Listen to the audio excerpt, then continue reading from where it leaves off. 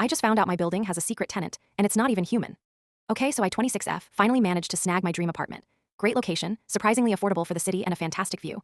I moved in about a month ago and everything was perfect. Almost. From day one there have been these noises, not typical apartment noises like footsteps or a neighbor's TV.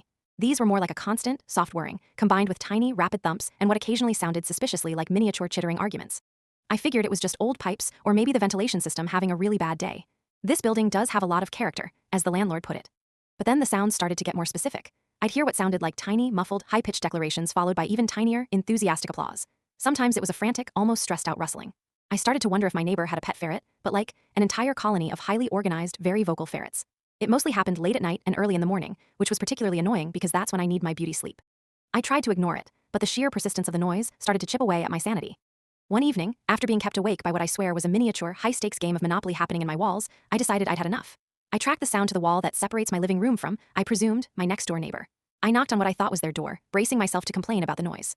A sweet, elderly woman named Mrs. Henderson opened it. She looked perfectly normal, maybe a little hard of hearing. I awkwardly explained the situation, asking if she heard anything or if she had a particularly lively pet. She just smiled a little knowingly and said, "Oh, the little ones, they're always so busy."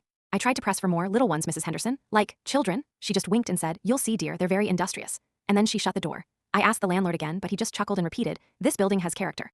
My confusion only deepened. Then, a few days later, I found it. A tiny, impeccably printed business card had been slipped under my door. It was cream-colored with a tasteful design, and it read, Acorn Inc., Nuts for Profit. Below that, a tiny, elegant squirrel logo complete with a top hat. In even smaller print, it said, Discreet Financial Solutions. Ask for Reginald. I genuinely thought it was a prank from a college kid who lived in the building. But just as I picked it up, I heard it again, a distinct, high-pitched voice from the wall. "We need more data, Bartholomew. The quarterly reports are due by sundown." My jaw dropped. There was no way. This was beyond bizarre. I couldn't take it anymore. Following the new burst of urgent chittering and tiny typing sounds, I located a small, old ventilation grate near the floor in my living room, perfectly positioned where the noises seemed loudest. With a mix of dread and morbid curiosity, I managed to pry it open. Inside, it wasn't a vent. It was a brightly lit, narrow tunnel. I cautiously peered in, and there it was, a miniature office. Tiny desks, tiny computers made of repurposed electronics, and about half a dozen squirrels, all wearing little vests, frantically typing on the minuscule keyboards and chittering into what looked like tiny headsets. One, clearly Reginald from the card, was wearing a tiny top hat and a vest, barking orders at an even tinier, overworked-looking chipmunk in a bow tie. "Bartholomew, where are artisanal walnuts? We can't negotiate without our premium provisions."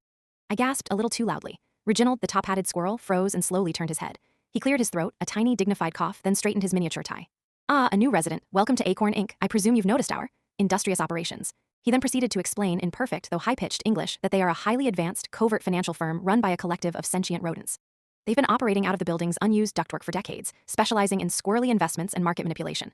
Apparently, the previous tenant was very understanding. Reginald then leaned forward, his tiny eyes gleaming, and offered me a consulting position, part-time, flexible hours, excellent dental for non-rodents. And the biggest, most